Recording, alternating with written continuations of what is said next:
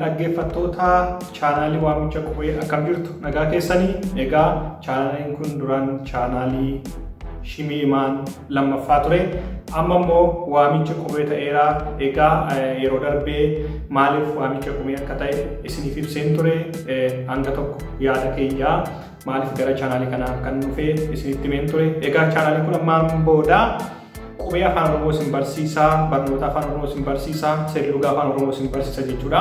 Akkuma yeroo darbee yaada akkanaaf kennitan isinitti himee ture. Baay'een keessan yaada nuuf kennitaniittu baay'ee galatoomaa isiniin jechuun barbaada. Egaa yaadni keessan baay'ee nu fayyada. Ammayyuu itti fufaan wajjin taa yaada isiniin jechuun barbaada.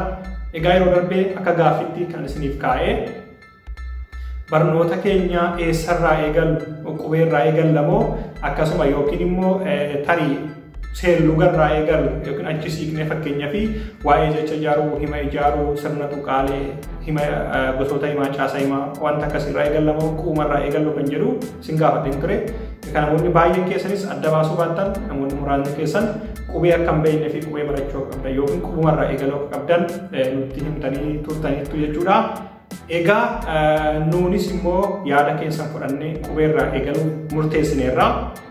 Kanaaf barnoota keenya har'aa keessatti kan walii wajjin ilaallu seensa barnoota keenyatti yookiin immoo itti fufnee barnoota keenya keessatti maal barachuu akka qabnuu fi maaltu nurraa akka eegamu yookiin barnoota akkamii yoo baranne afaan keenya guddisna akkasumas immoo afaan keenya caccabuu qubee caccabsuu dhiisnee qixa sirriidhaan barreessina jechuun barbaada. Egaa kan immoo har'a isiniif dhiyeessa kutaa barnootaa akkamii akka barachuu qabnu gara fuulduraatti jechuudha. Egaa ammaan booda qubee caccabsuun haa ga'u jechuun barbaada. Baay'een keenya qubee caccabsaa barreessinaa turre. Kan qubee keenya ammaan booda hin caccabsinuu qixa sirriidhaan barreessina. Ulaagaa fi seeruma isaa eegne yookiin seerluga isaa eegne qixa sirriidhaan barreessina jechuun barbaada. Egaa namoonni immoo chaanaalii kanaaf haaraa taatan sabiskiraayib godhaa, nutti dabalamaa laayik godhaa, viidiyoo keenya immoo isin tole sheer godhaa isin jechuu barbaanna. Ammaan booda chaanaaliin kun keessan kan hunduma keessaniiti. Egaa abbummaan chaanaalii kana booda nama qubee baratu kamiifiyyuu, nama qubee barsiisu kamiifiyyuu banaadha jechuudha. Barachuus yoo barbaadan, barsiisuu yoo barbaadan weelkaam isiniin jenna, isin simanna. Egaa itti fufaayyuu yaada keessan nuuf kennaa isiniin jechuu barbaanna karaa koomentii. Akkasumas immoo hiriyoota keessan qubee caccabsaa osoo barreessan argitan biran darbinaa koottaa baradhaa jedhaanii namni tokko nama arrabsa namatti lola waan baay'ee namaan jedha ani yeroo baay'ee nama nan dubbisaa waan baay'ee naan jedha tarii jechuun akkuma itti barreessuun beekumsatti fakkaata kun immoo hubannaa dhabuurraa waan ta'eef hiriyoota keessan hubachiisaa suutuma jedhaatoo keessanis ta'u barreeffamni isaa dogongora yoo qabaate hubachiisaa ammaan booda qubee afaanoo caccabsitiin barreessinii qixa sirriin barreessi hir'ina yoo qabaate koottu baradhu jedhee itti nu himaa isiniin jechuu barbaannu kun ergaa keenya. Egaa kanuma barumsa keenya kan har'aa keessatti maal akka ilaallu itti aansee viidiyoo isaa isiniif dhiyeessaa. Waan wajjin taataniif, waan dhaggeeffattaniif, waan hordoftaniif immoo baay'ee isaa galatooma isiniin jechuun barbaada. Garuma viidiyootti isin dabarsa. Hordoftoota keenya egaa akkuma jalqaba jedhee har'a walii wajjin kan ilaallu seensa barnoota keenyati yookiin immoo barumsa kana keessatti yookiin barnoota itti aanan keessatti maal waliin barachuu akka qabnu isin beeksisuudhaa fi maaliif namoota nu hordoftanii fi akka ifa isiniif ta'uudhaaf gara fuulduraatti jechuudha. Barnoota keenya keessatti kutaa adda addaatti qoonnee tartiiban walii wajjin ilaalla jechuudha. Egaa kutaa barnoota keenya itti aanan kana keessatti kan nuyi keessatti hammachuu barbaannu namoota qubee hin beeknirraa eegalee hamma namoota osoo qubee beekanuu osoo barreessuu danda'anuu hir'ina barreeffamaa yookiin hir'ina seerlugaa qabanii walumaa galatti hunduma isaanii dabalateeti. Yeroo darbee yaada akka keessan yookiin yaada akka nuuf keessan isiniif gaafadheen ture jechuudha. Qubee irraa eegaluu qabna moo sirna tuqaalee irraa addatti barachuu qabna yookiin seerluga keessaa kutaa kam addatti barachuu qabna isa kan barbaaddan jedhee isin gaafadheen ture. Egaa baay'een keessan namoonni nu dubbistan namootuma qubee barachuu barbaadanidha baay'een keessanii. Egaa warri osuma immoo qubee beektan hir'ina qabdan egaa yoo fedha dhabdan obsaatuun duuka bu'aa kana booda qubee caccabsuun haa ga'u isiniin jechuun barbaada. Egaa itti fufnee har'amee seensa barnootaa keenya walii wajjin ni ilaalla jechuudha.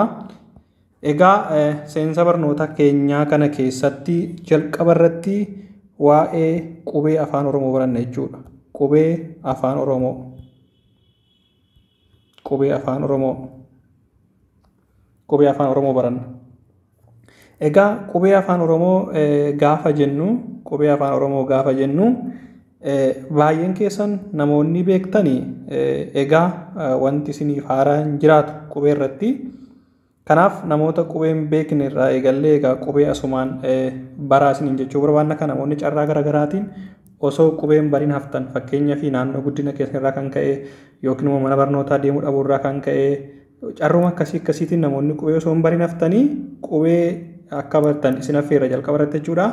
Egaa barnoota keenya irraa keessatti dubbisuu yoo hin dandeenyes ta'e sagalumaan nu dhaggeeffadhaatu gara fuulduraatti immoo akkasin dubbisuu dandeessan abdiin qaba. Maaliif armaan dura karaa chaanaalii waamicha qubee kan jedhu kan biraatiin namoota baay'ee barsiisne irraa namoonni baay'een qubee irraa jalqabanii qubee baranii har'a barreessuu dubbisuu danda'an irra qixa sirri'anii akkasuma immoo namoonni osuma barreessuu danda'an hir'ina qaban immoo baay'ee caalatti fooyya'aniira jechuun barbaada. Kanaafis isinis obsaan nu duuka bu'aatoo nu hordofaa haaluma salphaadhaan qubee afaan Oromoo bartanii sana booda barreessuuf dubbisuu hin dandeessan jechuudha akkuma nama kamiiyyuu.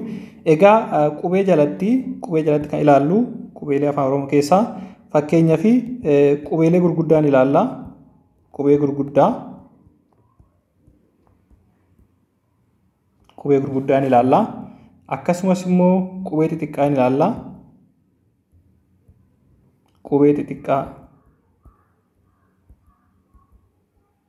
Qubee xixiqqaan ilaalla.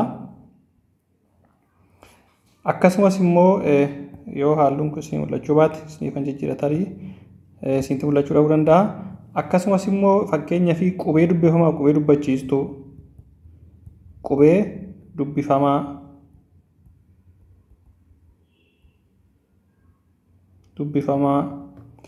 qubee dubbachiistuu,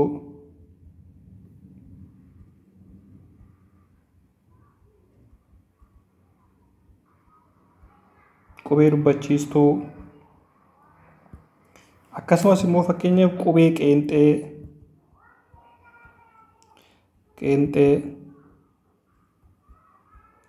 qubee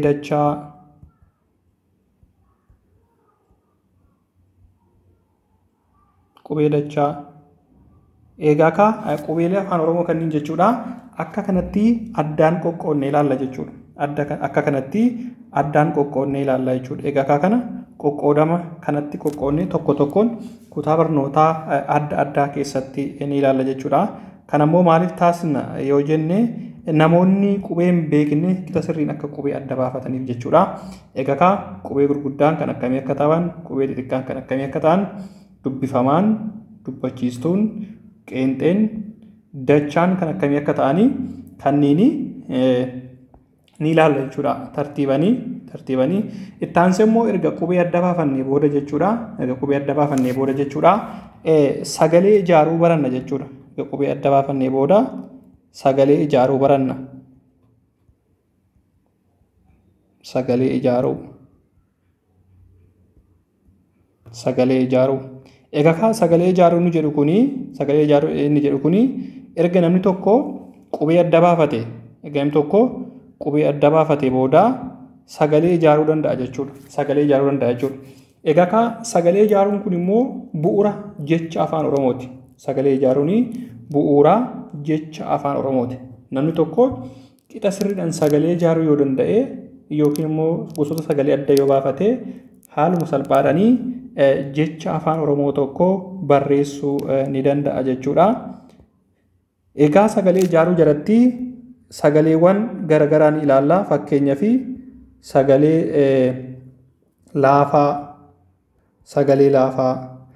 laafaan akkamitti uumamaa, yoo maalti sagalee laafaan uumamaa, sagalee laafaa kan jedhu kun immoo akkamitti kan jedhu walii wajjin ni ilaalla jechuudha. Akkasumas immoo sagalee jabaan kan akkamii akka ta'e ilaalla. Akkasumas immoo sagalee gabaabaa afaan Oromoo, sagalee gabaabaa. Akkasumas sagalee dheeraa,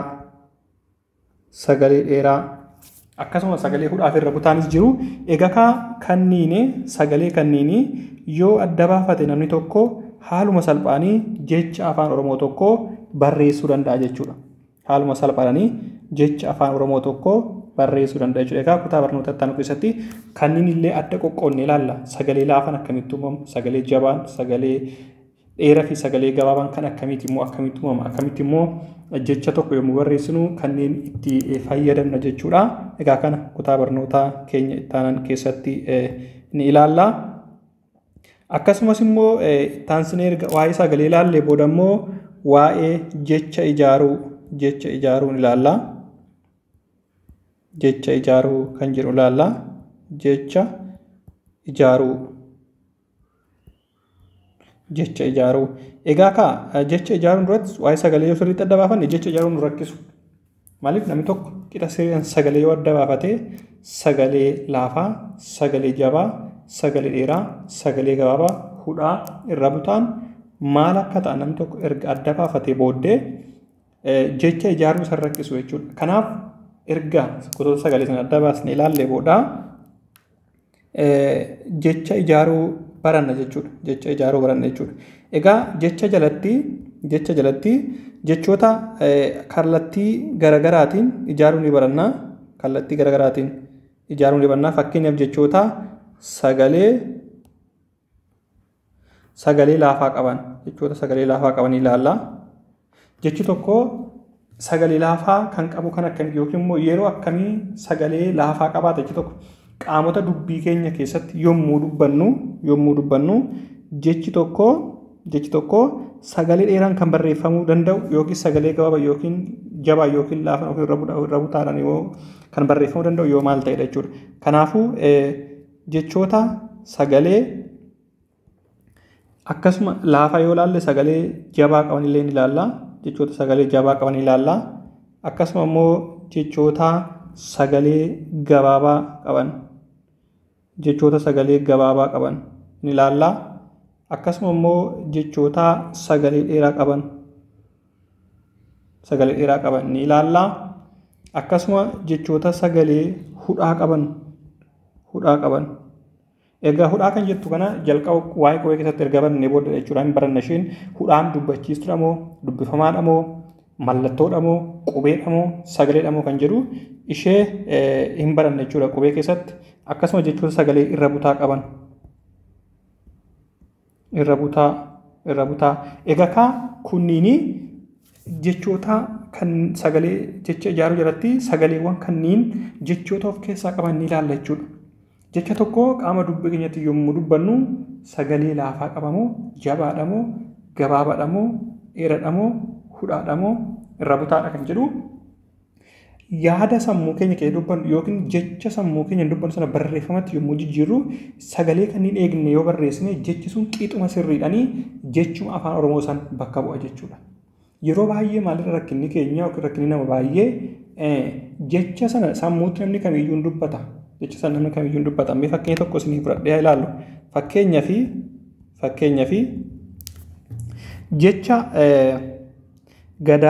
jecha gadaa jedhu yoo barreessinu namni tokko akkanatti barreessa.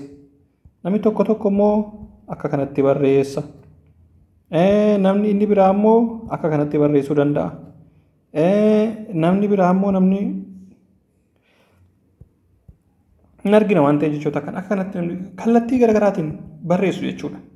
Garuu jechi gadaa jedhu kuni afaan Oromoo keessatti jecha qubee wal fakkaatan barraa'u tokko jechi gadaa kun qubee sadiin barraa yoo ta'e yeroo kamiyyuu sadii, afuriin barraa ta'e yeroo kamiyyuu afur malee namni tokko akka kanatti, namni tokko akka kanatti, namni tokko akka kanatti, namni tokko akka kanatti, namni kaan immoo akka biraatti yoo barreesse nuun afaan Oromoo barreessaa jira jechuu miti jechuudha. Maaliif afaan Oromoo jechi tokko gosuma tokkoon akkaataa tokko qofaan barraa'u. Kanaaf caccabsinee barreessuurraa akka of eegnuuf asumaan isii dhaamuun barbaada. Kan ammoo gochuudhaaf itti fufnee nu hordoftan haaluma salphaan kanarraa bilisa taatu jechuudhaafi.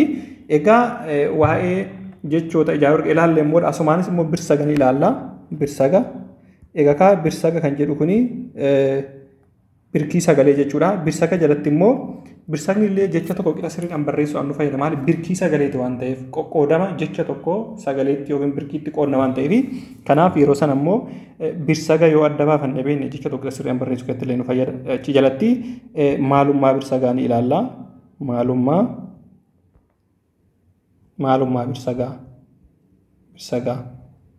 Maalummaa birsagaa ni ilaalla.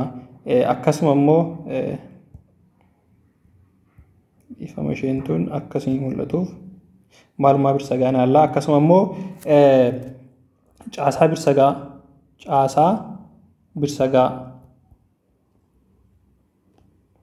birsagaa ni ilaalla jechuudha. Caasaa birsagaa. Egaa akka kanatti waa'ee birsagaa illee ni qo'anna. Erga immoo waa'ee birsagaa ilaalle waa'ee hima ijaaruu hima jechuun maal akka ta'e ni barannaa. Akkasuma hima ijaaruu hima sirrii ta'ee fi seelluga isaa eeggatee akkamitti ijaarra kan jedhu ni ilaalla jechuudha. Akkamitti ijaarra kan jedhu ilaalla. Akkasumas immoo caasaa yookiin kutaalee himaa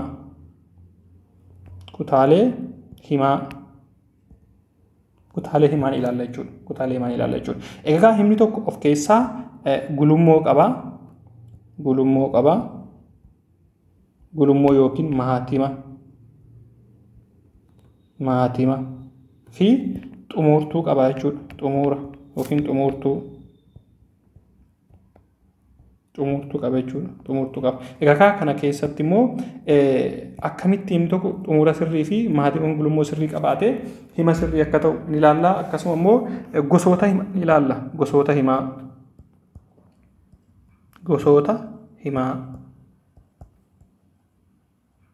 himaa ni ilaalla jechuudha. Kuni waa'ee himaati jechuudha. Itti aansee immoo akkasuma ammallee hima tokko qixa sirriin ijaaruuf immoo kan nu fayyadan keessaa gaalee fi ciroo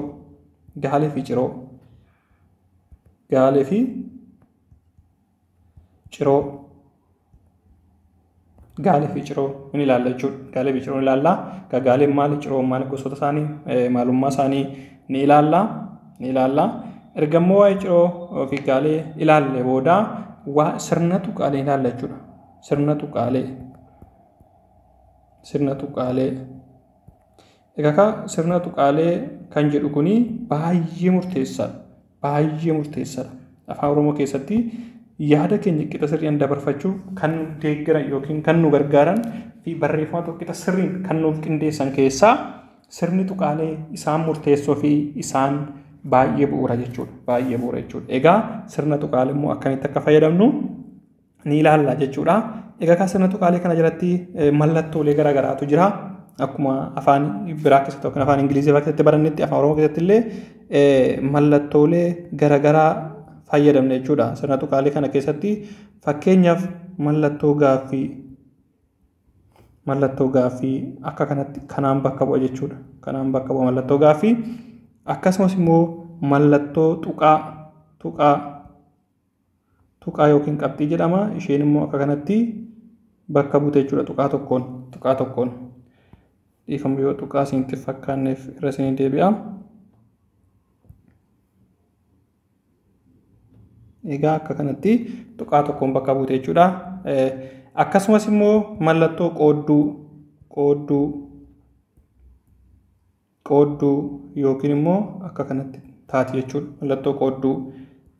Akkasuma mallattoo raajeffannoo yookiin akka kanatti bakka bu'a jechuudha. Akkasumas immoo mallattoo waraabbii.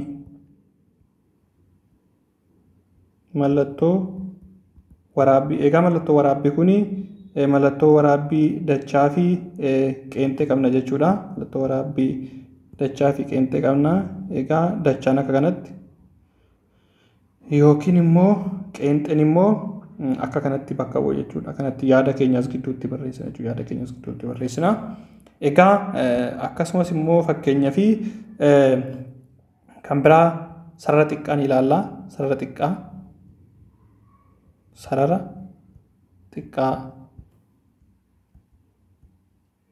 xiqqaa yookiin akka kanatti barreeffama. Egaa innis faayidaa baay'ee qaba. Akkasumas immoo buufata xiqqaa buufata xiqqaa yookiin immoo qoodduu jabaas jedhama. Oromoo keessatti akka kanatti bakka buufna jechuudha. Buufata xiqqaan qoodduu jabaa. Inni biraa fuftuun kun akka kanatti tuqaa sadii yookiin sara xiqqaa sadii walitti aansinee barreessina jechuudha. Akkasumas kana jalatti immoo kan ramadamu amma fakkeenya tuqlamee illee ilaalla. Tuqlamee yookiin akka kanatti yookiin kana tuqaa lama gubbaaf jalaan barreessina jechuudha. Inni biraa immoo baay'ee murteessaa fi baay'ee barbaachisaa kan ta'e asana tuqaaleetti kan ramaduu dandeenyu qub-guddeessa.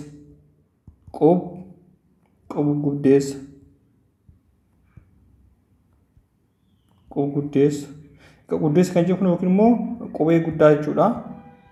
Qubee guddaa jechoota jedhan irraa dhufe. Egaa inni kun qub-guddeessa illee sirna tuqaalee jalatti fudhannee ni ilaalla jechuudha. Akkasumas immoo waa'ee garee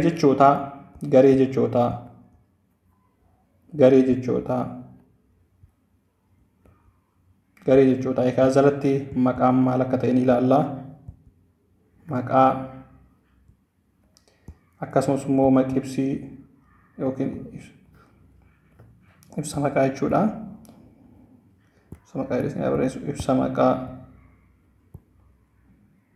egaa maqibsii yenna gabaabsinee yommuu barreessinu akkasumas immoo xumura kan jedhamu ilaalla. Akkasumas immoo ibsa xumuraa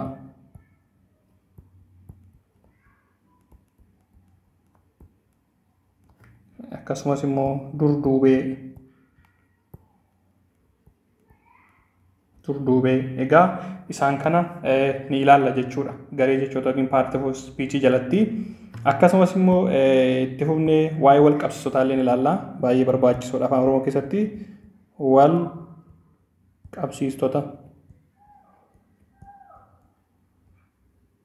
qabsiistota. Ifamaasitti qubeettan dabalee wal qabsiistota kanatti ni ilaalla jechuudha. Akkasumas immoo wal qabsiistota galaallee booda immoo keewwata kan jedhu kun keeyyata akkaataan loqoda garaagaraa keeyyata yookiin keeyyata jedhu kana keeyyata kan jedhu ilaalla. Egaa jalatti maalummaa keeyyataa maalummaa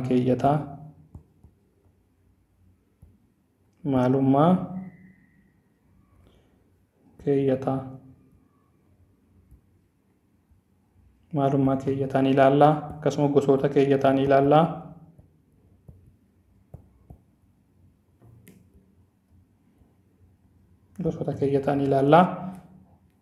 Akkasumas immoo barruu afaan Ingiliffaatiin essee jedhamu jechuudha. Barruu ilaalla. Egaa asirratti maalummaa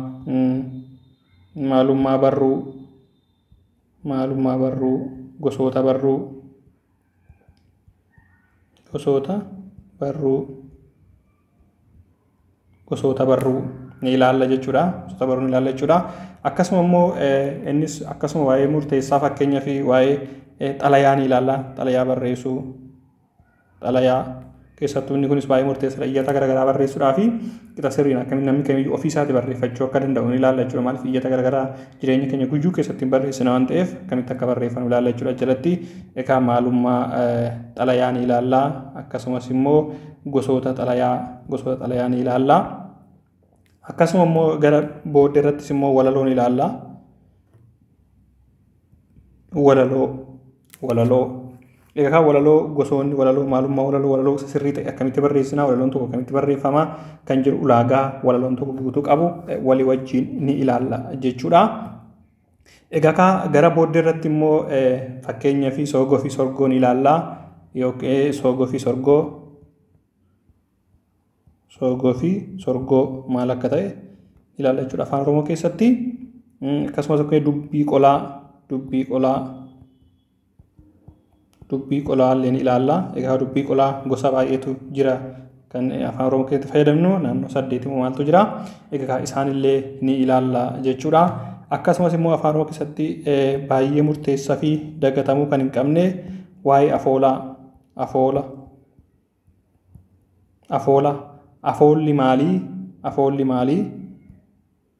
afoolli maalii barbaachisummaan isaa maali gosoota afoolaa kan jiran ilaalla jechuudha. Gosoota afoolaa irratti baay'ee qabna, baay'ee barbaachisoo kan ta'an, baay'ee ilaaluu kan qabnu, keessattuu dogongora garaagaraatiin kan hubatamanii gosoota afoolaa sirriitti ilaalla jechuudha. Afoola tokko dhaloota dhalootatti dabarsuu akkamitti qabnu, akkamitti immoo akka darba, afoola akkamitti immoo dhaloota dhalootatti darbe kan jedhu. Egaa walii wajjin ilaalla. Kana qofas miti baay'eetti fufnee ilaalla jechuudha. Baay'eetti fufnee ilaaluu dandeenya.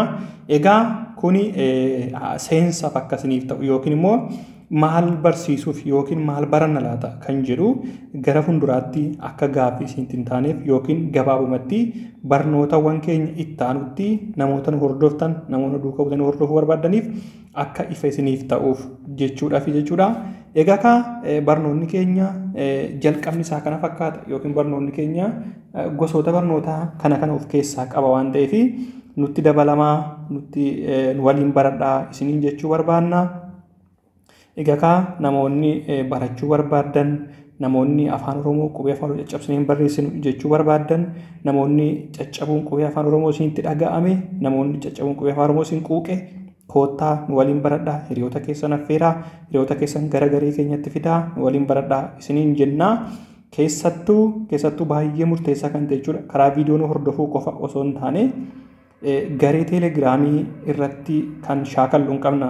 Namoonni isin barsiisan jiru, namoonni biroo ana qofa osoo hin taane namoonni ana wajjin hojjetan, namoonni isin shaakalchiisan, warra qubee isin shaakalchiisan, akkasumas immoo kallattii kamittuu barnootuma viidiyoo irratti jiru kana viidiyoo qofti ilaaluun ga'aa miti jechuudha. Kanuma immoo irra deddeebitanii akkasiin sirriitti bartanii fi namoonni isin shaakalchiisuu jiru waan ta'eef koottan waliin shaakalaa isiniin jennaa. Namoonni teelegiraamii fayyadamtan garee fi chaanaalii teelegiraamii qabnaa garjallaa diskiripshinii viidiyoo kanarra isiniif kaa'a. Akkasuma namoonni teelegiraamii fayyadamtan karaa waatsaappii fayyadamtan immoo waatsaappii irratti waamicha qubee jettanii sarchi gootan yookiin liinkii isaa garjallaa kana isiniif kaa'a nutti dabalamuu dandeessu. Adaraa hiriyoota keessan affeeraa isiniin jedha. Egaa kaayyoon keenya tokkoof tokko innis wal taanee afaan keenya afaan guddaa haa taasisnu, afaan teekinooloojii haa taasisnu.